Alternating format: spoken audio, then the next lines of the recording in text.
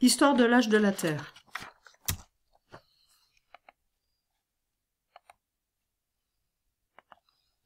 Du dogme à la démarche scientifique.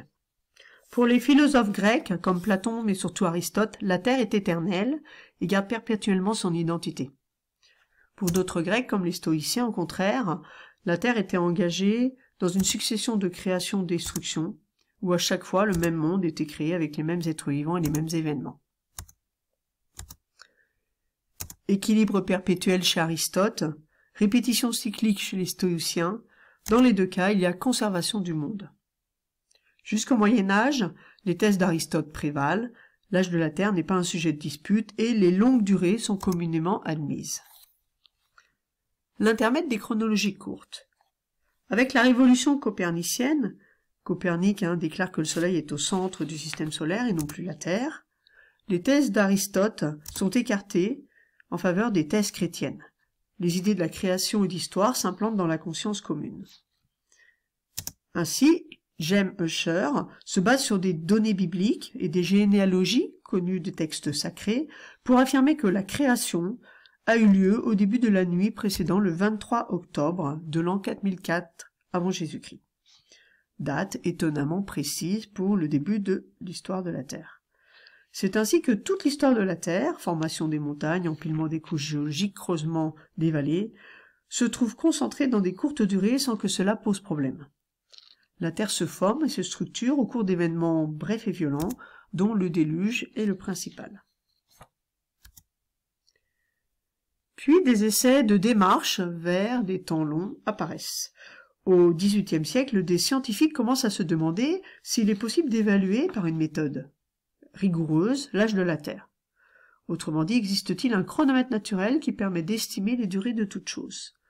En 1715, Edmond Halley pense le trouver dans la salinité des océans, qui doit augmenter régulièrement au cours des temps, en fonction de l'apport continuel en sel par les fleuves.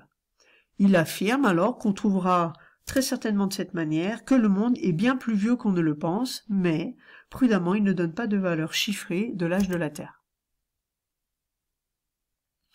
En 1721, Henri Gautier a eu l'idée, lui, de dater l'âge du globe en estimant le temps d'érosion des reliefs grâce à la mesure de la turbidité des fleuves.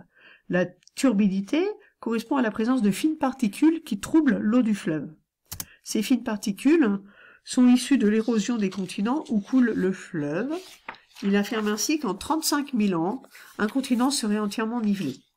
Mais si on prend ces mesures et la loi qu'il invoque, on trouve des durées bien plus considérables. À l'époque, Henri Gautier n'a donc pas osé écrire noir sur blanc les durées immenses qu'il était censé trouver. Les retours vers les chronologies longues.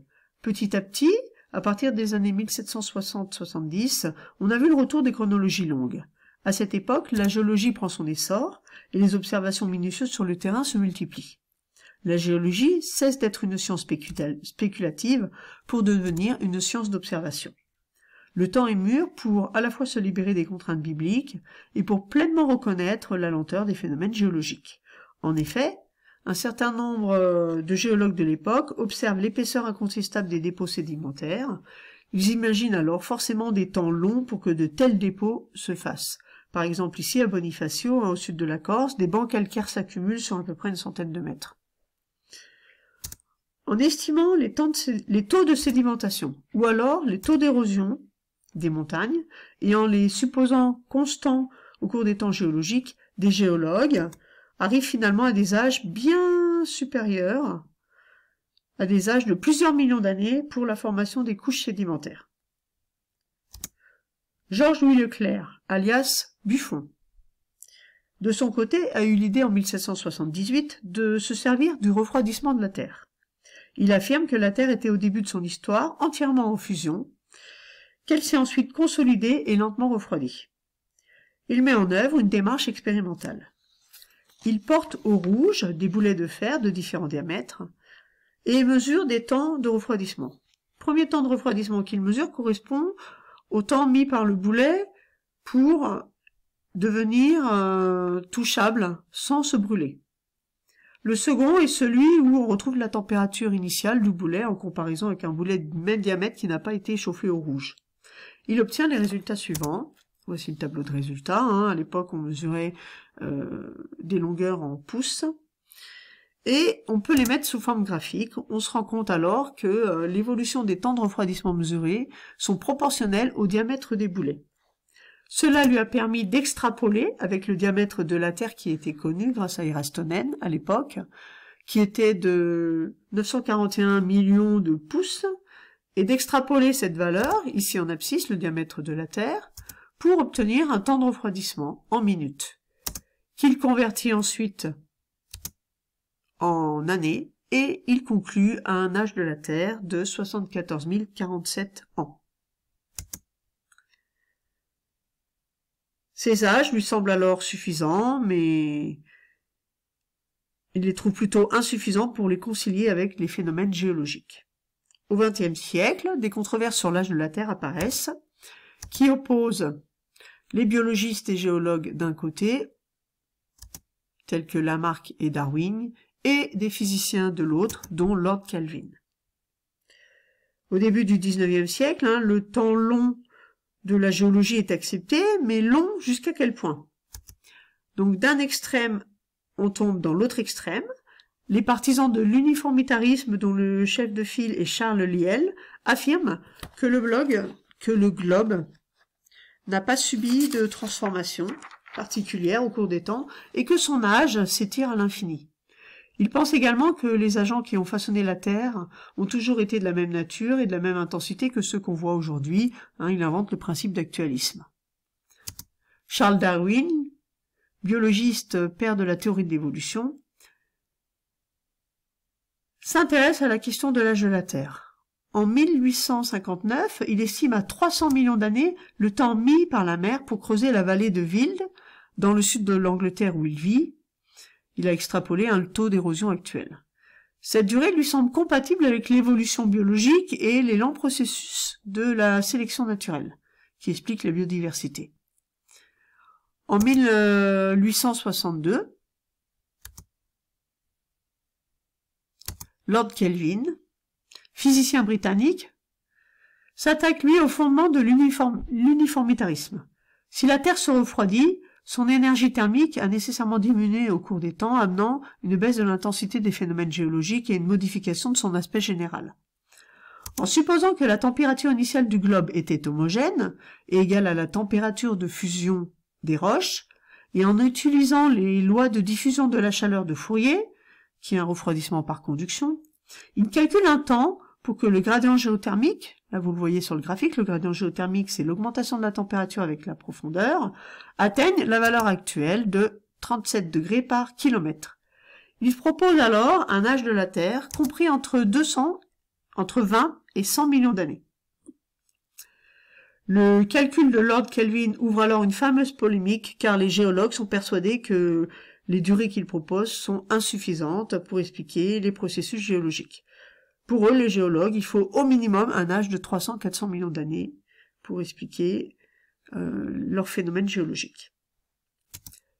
L'incompréhension entre géologues et physiciens persiste. Les estimations géologiques basées sur la vitesse de dépôt des sédiments ou alors sur l'accroissement de la salinité des océans, c'était l'idée d'Edmond Halley qui est reprise en 1900 par John Joly, bien qu'encore revue à la baisse, continuent de trouver des âges minimums de 100 millions d'années. L'incompréhension entre géologues et physiciens reste donc en suspens. Des avancées scientifiques à une datation précise. La découverte de la radioactivité par Henri Becquerel en 1896 va débloquer la situation. Déjà, le modèle thermique de refroidissement de la Terre de Kelvin étant validé, nous allons voir comment. Les travaux de John Perry ont montré l'existence d'un autre mode de transfert de la chaleur au sein du globe. C'est la convection mantélique où de longs mouvements de manteaux chauds à l'intérieur du globe remontent vers la surface et transfèrent correctement la chaleur de façon plus efficace que la conduction. Ainsi, l'évaluation de l'âge de la Terre selon le modèle de Kelvin est faussée et l'âge serait évalué. De plus, Kelvin avait supposé que la Terre n'avait qu'une seule source de chaleur, la chaleur initiale. Or, en réalité, il existe une production de chaleur interne, continue au sein du globe, par les désintégrations radioactives d'éléments tels que l'uranium, le potassium ou le thorium à l'intérieur des roches. Ces nouvelles données invalident le modèle thermique de Lord Kelvin et rendent donc caduque son estimation de l'âge du globe. La géologie n'est plus limitée par la physique et peut reprendre ses droits. La radioactivité fournit un moyen de déterminer l'âge des roches. En effet, un élément pair, radioactif, se désintègre en élément fils selon une loi exponentielle décroissante qui dépend du temps et du couple pair-fils utilisé comme radiochronomètre. Ainsi, en mesurant la quantité d'éléments pairs restants dans une couche ou un minéral, dans une roche ou un minéral, ou alors la quantité d'éléments fils apparus, on peut calculer l'âge de la roche ou du minéral. Les rapports éléments pairs radioactifs sur éléments fils radiogéniques ne dépendent en effet que du temps et constituent une horloge. La radiochronologie est née. La première tentative de mesure s'est faite en 1904 par Ernest Rutherford en utilisant le radium issu de la désintégration, en utilisant l'hélium, issu de la désintégration du radium. Il attribue alors un âge de 40 millions d'années d'abord, puis un peu plus tard 140, et enfin il atteint 500 millions d'années en 1906 pour l'âge des roches dont il disposait. Rayleigh, lui, par la même méthode, obtient un âge qui dépasse le milliard d'années. Pourquoi est-ce que les calculs, alors qu'ils utilisent la même méthode, ne cessent de donner un âge qui augmente? Parce que les mesures faites sur les éléments de roche, avec l'hélium, sont biaisées.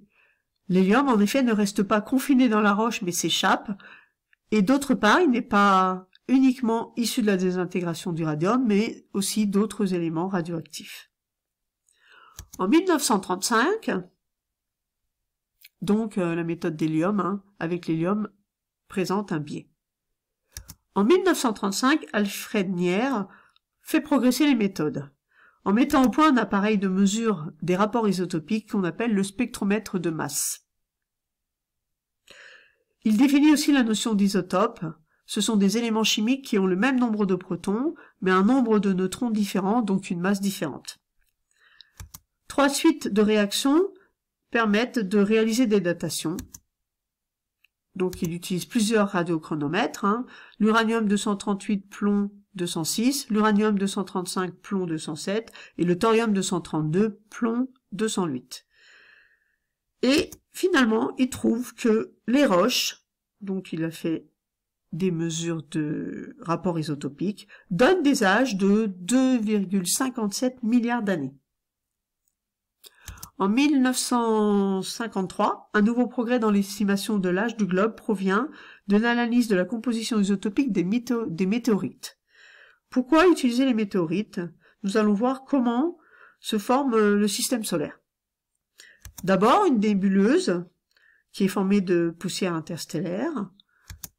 Les particules s'agglomèrent selon les lois de la gravitation, deux corps qui ont une masse s'attirent, et du coup, dans l'espace apparaissent des hétérogénéités, avec au centre le Soleil qui est en train de naître. Les masses en attirent d'autres et les météorites s'agglomèrent pour former des planétoïdes et ainsi de suite. Au final, on a 8 planètes qui tournent autour du Soleil. On peut dans ce scénario estimer que l'âge du début de la formation du système solaire est le même que l'âge des météorites et des planètes. Donc, dater une météorite, c'est aussi dater l'âge de la Terre.